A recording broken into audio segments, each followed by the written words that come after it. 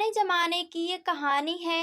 एक परदेश में एक व्यापारी ने प्रेम विवाह किया। हालांकि तब प्रेम विवाह करना कोई छोटी या आम बात नहीं थी, लेकिन फिर भी व्यापारी और उसकी प्रेमिका, जो अब उसकी धर्म पत्नी बन चुकी थी, उनका सच्चा प्रेम देखकर लोगों ने उन्हें स्वीकार कर लिया और लोग उनके प्यार की मिसाल देने लगे थे। वो दोनों भी अपने प्यार से भरे नए संसार में काफी खुश थे। लोग ये देखकर हैरान रह जाते कि उन दोनों में कभी किसी वस्तु या विषय को लेकर कभी झगड़े नहीं होते थे। व्यापारी और उसकी पत्नी ने अपने प्यार की रोशनी सदा रोशन रहे, इसलिए एक नियम बनाया था। उन दिनों लोग रात को छतों पर मशाल जलाया करते थे, ताकि घर आंगन में उजाला रहे, और सोने के समय उन्हें बुझा देते थे। प्रेमी जोड़े ने तय किया था कि वो जब तक साथ रहेंगे तब तक उनके घर की मशाल जलती रहेगी। अब रात होते ही पूरे प्रदेश में अंधेरा हो जाता, लेकिन एकमात्र इस व्यापारी का घर रोशनी से जगमगाता रहता। इस प्रदेश का राजा एक बड़े से महल में रहता था। हर रात को सोने से पहले वो अपनी रानी के साथ महल के छत पर जाकर आसमान के नजारे देखता था। एक बार जब राजा अपनी रानी के साथ छत पर चांद सितारे देख रहा था, तब दोनों की नजर व्यापारी के जगमगाते घर पर पड़ी। राजा और रानी दोनों ही उसके बारे में चर्चा करने लगे। राजा ने कहा, इस प्रेमी जोड़े में पति समझदार है, इसलिए उनका साथ अच्छे से चल रहा है। रानी राजा से सहमत नहीं थी। रानी का कहना था, जरूर पत्नी ही ज्यादा समझदार होगी और वह पति के और उसके घर वाले के गलतियों को नजरअंदाज कर देती होगी। इसके बिना उनके परिवार का इतने अच्छे से चलना संभव नहीं है। राजा रानी की चर्चा बहस में और फिर बाद में झगड़े में बदल गई। अंत में राजा ने कहा कि हम झगड़े क्यों करें, एक काम करते हैं, उनकी परीक्षा लेते हैं और देखते हैं कौन ज्यादा समझदार है। रानी को भी यह सुझाव पसंद आया। राजा ने उनकी परीक्षा लेने के लिए एक योजना रानी को बताई। अगले दिन योजना के मुताबिक रानी ने व्यापारी के घर एक स्त्री को भेजा। वह स्त्री व्यापारी के पास गई और उससे बोली, मैं तुम्हारे लिए रानी का एक संदेश लेकर आई हूँ। वो स्त्री संकोच करते हुए व्यापारी से बोली कि रानी को तुम बहुत पसंद आ गए हो।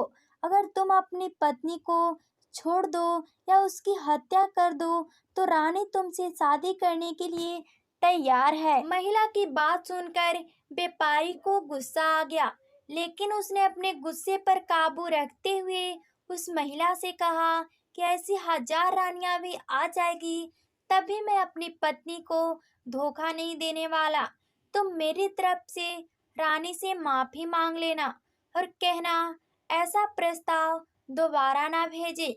उस स्त्री ने व्यापारी ने जो कहा था वह बात राजा और रानी को जाकर बता दी। व्यापारी का ऐसा जवाब सुनकर राजा खुश हो गया, क्योंकि राजा जैसा सोचता था व्यापारी उतना ही समझदार निकला। अब व्यापारी की पत्नी की परीक्षा की बारी थी। राजा ने एक आदमी को उसके पास भेजा। आदमी ने व्यापारी की पत्नी से कहा, राजा को तुम बहुत पसंद आ गई हो। राजा ने कहा है, अगर तुम अपने पति को मार देती हो तो वो तुम्हें अपनी रानी बना लेंगे। आदमी की बातें सुनकर पहले तो व्यापारी की पत्नी कुछ भी नहीं बोली। जब आदमी वहां से जाने लगा, तब पीछे से व्यापारी की पत्नी ने कहा कि आज रात को जब मशाल बुझ जाएगी तो समझ लेना कि मैंने अपने पति की हत्या कर दी। राजा के आदमी ने इस घटना का वर्णन राजा और रानी के सामने जाकर किया। राजा को व्यापारी की पत्नी पर काफी गुस्सा आया, लेकिन रानी ने राजा से कहा कि वह सिर्फ ऐसा कह सकती है, कर नहीं सकती। आखिर वह उसकी पत्नी है और प्रेमिका भी। राजा ने तय किया कि व्यापारी को खतरे में नहीं डालना चाहिए, इसलिए राजा ने अपने कुछ सिपाहियों को आदेश देकर उसके घर के सामने खड़ा रहने के लिए कहा। राजा ने उनको समझाया कि जैसे ही व्यापारी के घर की मशाल बुझे तो तुरंत उसके घर में घुस जाना और व्यापारी को बचा लेना। रात होते ही राजा और रानी अपने महल के छत पर आकर व्यापारी के घर की तरफ देखने लगे। आधी रात हो गई लेकिन कुछ भी नहीं हुआ। रानी राजा से कहने लगी, देखा मैं कहती थी ना कि वो सिर्फ ऐसा कह सकती है, ऐसा कर नहीं सकती। रानी ने यह सब कहे ही थे कि राजा ने देखा कि व्यापारी के घर की मशाल बुझ चुकी है। राजा को व्यापारी की चिंता होने लगी।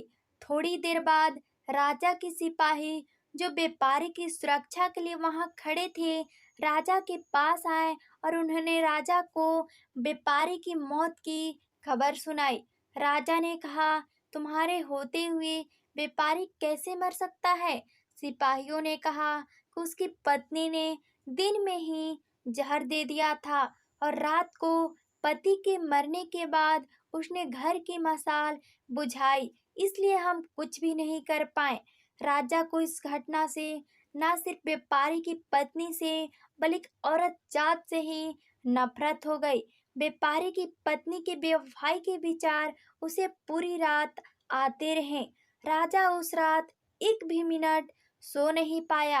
राजा को इस बात का काफी पश्चाताप हुआ कि उसकी वजह से व्यापारी को अपनी जान गंवानी पड़ी। सवेरे राजा ने अपने एक मंत्री को बुलाया और उसे आदेश दिया कि मैं शिकार करने जा रहा हूँ। जब तक मैं लौटूंगा इस प्रदेश की सभी महिलाओं को गला काट कर मार देना।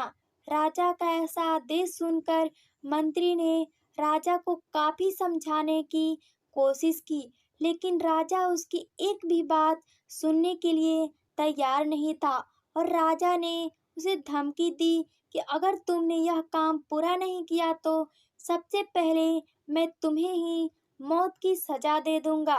राजा के शिकार पर जाने के बाद मंत्री काफी चिंता में डूब गया। जब मंत्री को कुछ भी समझ नहीं आ रहा था तो मंत्री सीधे अपने पिता के घर गया, जो पहले राजा के पिता के यहाँ मंत्री रह चुका था और काफी समझदार था। मंत्री ने अपने पिता को सारी बात बताई। बेटे की बात सुनने के बाद उसके पिता ने उसे कहा कि सबसे पहले तुम कहीं पर छुप जाओ, क्योंकि राजा जब लौटेगा और देखेगा कि तुमने उसका हुक्म नहीं माना है तो वह तुम्हें सजा दे देगा। मैं देखता हूँ किसी तरह राजा को समझाता हूँ। रात को जब राजा लौटा और उसने देखा कि उसके परदेश में सभी महिलाएं पहले की तरह ही अपना काम कर रही है और घूम रही है, तो उसे मंत्री पर बहुत गुस्सा आया। हर जगह तलाश करने के बाद जब मंत्री नहीं मिला तो राजा सीधे मंत्री के पिता के घर पहुंचा। राजा ने मंत्री के पिता से मंत्री के बारे में पूछा। मंत्री के पिता ने राजा को शांत करने के लिए पानी दिया, बैठने के लिए कहा और बाद में राजा से पूछा कि आप क्यों सभी महिलाओं को मारना चाहते हैं। राजा ने व्यापारी वाली पूरी कहानी मंत्री के पिता को बताई। मंत्री के पिता ने राजा से कहा कि आपने जो फैसला किया है मैं उसे सही या गलत नहीं बता रहा हूँ, लेकिन मैं आपको एक छोटी सी कहानी बता रहा हूँ। जब मैं मंत्री था तब मेरे साथ घटित हुई है, वह मैं आपको सुनाता हूँ। उसे सुनने के बाद आप जो फैसला करेंगे वह हम सब मान लेंगे। मंत्री के पिता ने कहा, एक दिन मैं जंगल से गुजर रहा था। अचानक एक नवाबपेश घोड़े पर सवार होकर आया और मुझे बंदी बनाकर घसीटते हुए कब्रिस्तान लेकर गया। वहां मुझे एक कब्र के पास लेकर आया। वहां पर पहले से ही एक कब्र खोदी हुई थी और एक सरकट्टा आदमी उस कब्र में था। उस नकाबपोश ने मुझे उस कब्र में मिट्टी डालने के लिए कहा। जब मैंने कब्र को पूरी तरह से मिट्टी से ढक दिया तब उसने मुझे बाजू में एक और कब्र खोदने के लिए कहा। मुझे लगा यह दूसरी कब्र मेरे लिए ही खोदी जा रही है। कब्र पूरी तरह से तैयार होने के बाद उस नकाबपोश ने अपने चेहरे से नकाब हटाया। मैं देखकर चौंक गया क्योंकि वह एक बहुत ही सुंदर महिला थी। उसने मुझे कहा कि तुम डरो मत, यह कब्र तुम्हारे लिए नहीं है, बल्कि यह कब्र खुद मेरे लिए है। अभी-अभी जो तुमने इस सरकटे आदमी को दफन किया है, वह एक राजकुमार है, जिसने मुझे पाने के लिए मेरे पति की हत्या कर दी और मैंने बदला लेने के लिए उसे मार दिया। मैं अपने पति से बहुत ज़्यादा प्यार करती हूँ, इसलिए मैं इस जन्म में जिंदा नहीं रहना चाहती और उनके कब्र के बाजू में मरकर दफन होना चाहती हूँ, ताकि अगले जन्म में फिर से उनसे मिल सकूं। इतना कहकर उस महिला ने अपनी गर्दन पर चाकू रखकर गर्दन काट ली और उस कब्र में गिर पड़ी। मेरे पास कोई दूसरा उपाय नहीं था, क्योंकि मुझे पता चल चुका था कि वह सिर्फ मुझे अपने आप को कब्र में दफन करने के लिए वहां तक लेकर गई थी। तो मैंने उसे दफन किया और अपने घर वापस लौट आया। महाराज, आपने जिस घटना को देखा है उसमें एक महिला ने धोखेबाजी की है, लेकिन मैंने जो कहानी सुनाई है, मैंने जिस घटना को अनुभव किया है, उसमें एक महिला ने अपने पति के प्यार में अपनी जान दे दी। अब आप ही बताइए महाराज, अगर एक महिला बेवफा निकली तो क्या सभी महिलाएं बेवफा होगी? एक महिला के किए की सजा सभी महिलाओं को देना क्या उचित होगा?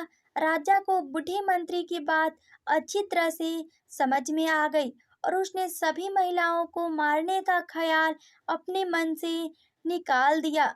दोस्तों, यह कहानी हमें समझाती है कि दुनिया में भिन्न-भिन्न तरह के लोग हैं, भिन्न-भिन्न तरह के उनके विचार हैं और उतने ही अलग-अलग तरह के सबके व्यवहार हैं। हम एक आदमी का व्यवहार देखकर बाकी सब के लिए कोई फैसला नहीं कर सकते। आज के दौर में यह बात बहुत अच्छी तरह से सबको समझनी चाहिए, क्योंकि आजकल ऐसा होता है कि जब कोई प्यार में धोखा खाता है तो वह सभी औरतों को या सभी पुरुषों को नफरत की दृष्टि से देखने लगते हैं, सभी को एक ही तराजू में तौलने लगते हैं। आपके इस कहानी के बारे में क्या विचार है, जरूर बताइएगा। वीडियो देखने के लिए आपको तहे दिल से धन्यवाद। मिलते हैं नए वीडियो के साथ।